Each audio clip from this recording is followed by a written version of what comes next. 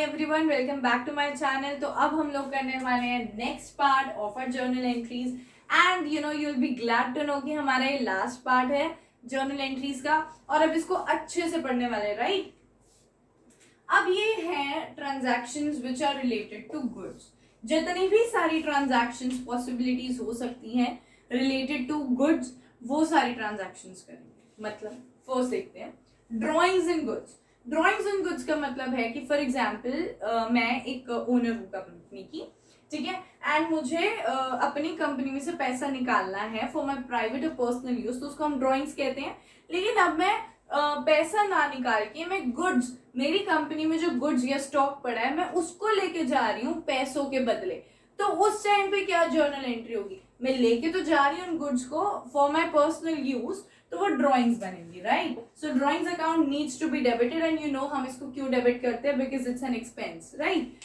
तो drawings account को आपने डेबिट करना है टू परचेजेस। यहाँ पे आप कैश की जगह परचेजेस लिखोगे, दैट्स इट, बिकॉज आपको पता है गुड्स से रिलेटेड कुछ भी होता है तो परचेजेस अकाउंट इन्वॉल्व होता है, ना कि goods account, right. Okay, next goods given away as charity. कभी कभार कंपनी वाले क्या करते हैं, गुड्स देते हैं अपने स्टॉक में, जो जो मतलब पड़ा होता है उनको हम चैरिटी के तौर पे दे देते हैं, तो उस टाइम पे जर्नल एंट्री भी तो करी जाएगी ना, चाहे आप फ्री में उसे दे रहे हो चैरिटी के तौर पे, लेकिन उस टाइम पे जर्नल एंट्री तो होगी ना, क्योंकि स्टॉक तो कम हो रहा है।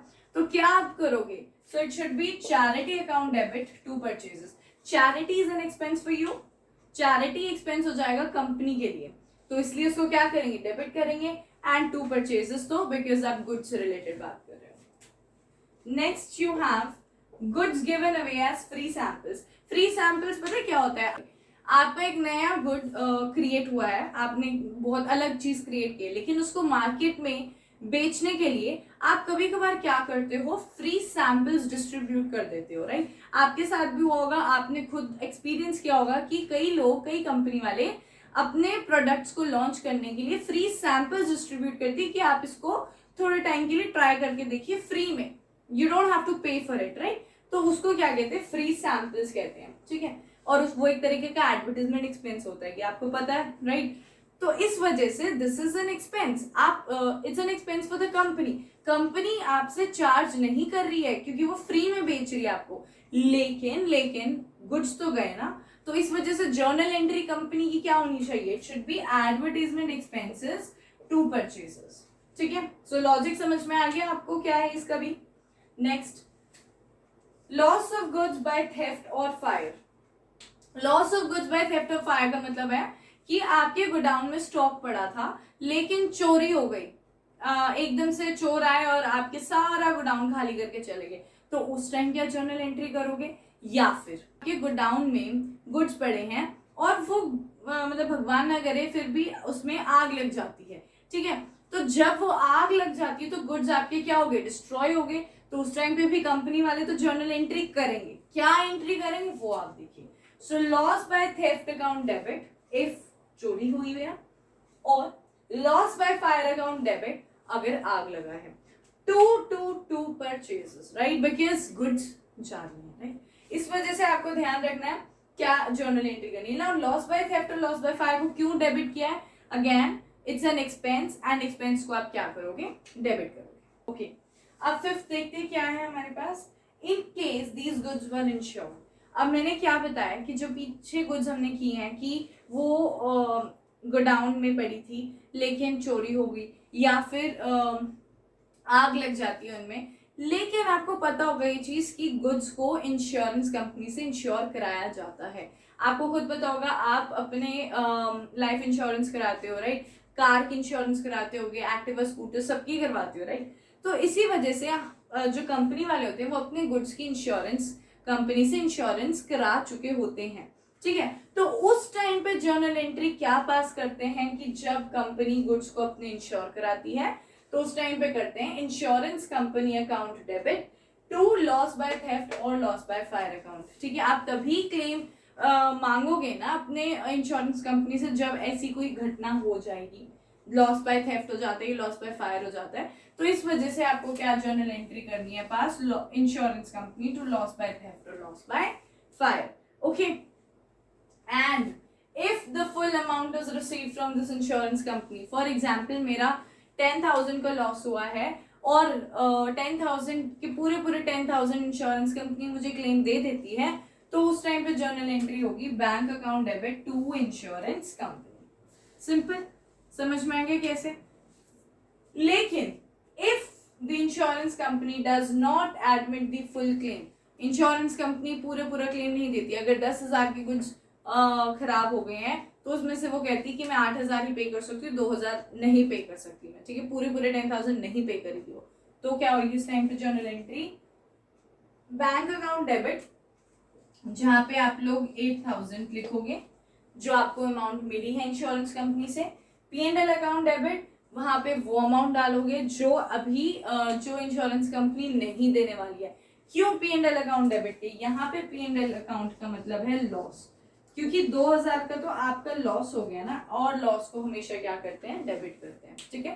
तो P&L अकाउंट डेबिट 2,000 से to insurance company, that's it. बहुत सिंपल है, यहाँ पे 10,000 आ जाएगा. सो आई होप आपको समझ में आ गया है. बहुत सिंपली क्वेश्चन में मेंशन होता है कि हमारी गुड्स इंश्योर हो रखी थी एंड उस टाइम पे आपने क्या जर्नल एंट्री पास करनी, दैट्स इट. तो अब आपके सामने क्वेश्चन है, इस क्वेश्चन को हम लोग अब सॉल्व करने वाले हैं. So please take a screenshot of this question and now let's see कि हमारी सारी ट्रांजैक्शंस रिलेटेड टू गुड्स कितनी अच्छे से हमें क्लियर हैं. ओके, तो अब हमने क्वेश्चन करना स्टार्ट, राइट. तो फॉर्मेट पहले लिख लीजिए, और हमेशा मैंने बताया जर्नल एंट्रीज पास करने से पहले ऊपर जर्नल एंट्रीज लिखिए, फिर यहाँ पे लिखिए डेट, फिर यहाँ पे लिखिए पर्टिकुलर्स. अब तो याद हो गया होगा वैसे, है ना, अच्छे से.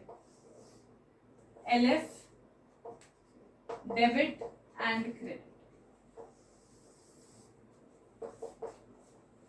पहला है proprietor withdrew for his personal use cash 20,000 and goods worth 10,000. So personal use है तो सामने हमें ध्यान आई जाता है कि ड्रॉइंग्स अकाउंट क्या किया जाएगा, डेबिट किया जाएगा. To cash account, why cash account, कितना कैश अकाउंट उसने लिया है, कितना कैश वो कंपनी से लेके जा रहा है, 20,000. सो यहाँ पे आप क्या लिखोगे, 20,000. एंड आप गुड्स भी लेके जा रहे हो, हमारा ओनर गुड्स भी लेके जा रहा है, तो हमें क्या लिखना पड़ेगा, टू परचेजेस अकाउंट. कितना गुड्स लेके जा रहा है वो, 10,000 का, तो यहाँ पे हम लोग लिखेंगे 30,000. यहाँ पे प्लीज नरेशन लिख लेना. I hope you understood this one. Second है goods for 50,000 were given away as charity, sale price 60,000.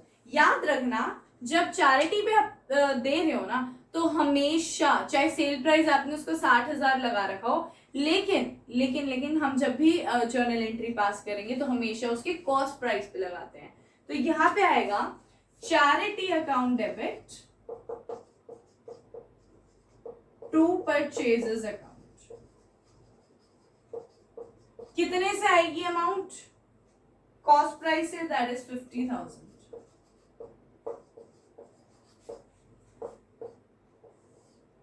Third,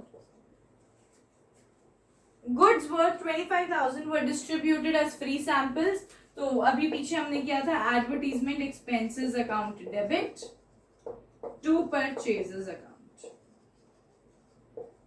कितना, गुड्स वर्थ 25,000. यहाँ पे नरेशन लिखनी है. Fourth, goods worth 50,000 and cash ₹20,000 was stolen by an employee. तो क्या करते हैं हम लोग, loss by theft because it is stolen account debit to. Goods worth 50,000 and cash also, cash भी चोरी करके गया और goods भी चोरी करके गया, तो to goods तो नहीं लिखेंगे आप, to purchases account to cash account. कितना, 50,000 एंड 20,000. तो यहाँ पे आ जाएगा 50,000, यहाँ आ जाएगा 20,000, तो यहाँ पे आप लिखोगे 70,000. यहाँ नरेशन लिख देना प्लीज. ओके, अब हमारी फिफ्थ क्या है, let's read that. Goods worth 1 lakh were destroyed by fire. ये तो लॉस बाय थेफ्ट था, ये तो इससे रिलेटेड अब कुछ नहीं है. अगर लॉस बाय थेफ्ट से रिलेटेड कोई इंश्योरेंस कंपनी की बात नहीं दे रखी है तो उसको कुछ नहीं मेंशन करना, तो उसको वहीं पे वहीं छोड़ दो. लेकिन अब फिफ्थ वाला कहता है कि goods worth 1 lakh were destroyed by fire, ठीक है। तो लॉस बाय फायर वाली सिचुएशन आ गई। तो हमारा क्या है, loss by fire. Loss by fire की सबसे पहले एंट्री पास कर दो, सिंपल वाली। It is loss by fire account debit to purchases. Simple. कितनी हुई है, 1 लाख की। 1 लाख यहाँ पे आ गया, नरेशन यहाँ लिख दो। यही 5th की आगे एंट्री है। क्यों? क्योंकि उसने बोला insurance company admitted and paid claim for 60% amount. अब आइए आपने वो जर्नल एंट्री करनी है कि आपने अपने गुड्स इंश्योरेंस कंपनी से इंश्योर कराए हुए हैं। तो उसकी जर्नल एंट्री क्या होती थी, just recapitulate, it was insurance company to loss by fire, remember. So insurance company account debit to loss by fire account. कितना, 1 लाख से ही आपने इंश्योर करवा रखी अपनी गुड्स, ठीक है। So these are insure. अब it is the time when you will receive the amount from the insurance company. अब वो कैसे दे रहा है पेमेंट, वो देखते हैं। उससे सिर्फ और सिर्फ 60% पे किया है। तो यानी कि bank account debit, P&L account debit, here it is loss, to insurance company account. 60% पे किया है सिर्फ। 60% of 1 lakh is 60,000। उससे सिर्फ 60,000 पे किया है, rest 40,000 is our loss, and यहाँ पे 1 लाख आ जाएगा। यहाँ प्लीज नरेशन लिख देना।